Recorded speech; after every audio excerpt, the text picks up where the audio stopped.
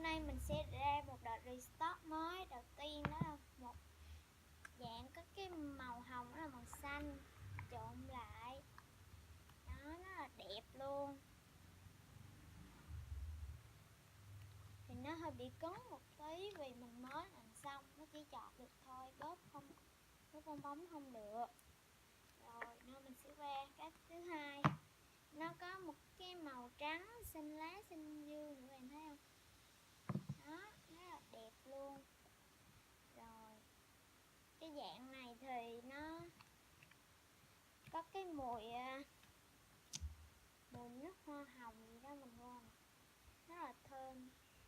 Cũng bóp bong bóng không được vì cứng, hơi bị cứng tí. Đây là dạng slime shop, có cái mùi thạch màu dừa các bạn.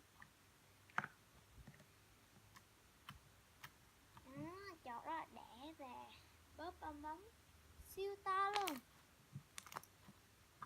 Mình sẽ để cho các bạn nghe tiếng bong bóng nha, nếu hơi ồn thì các bạn thông cảm nha.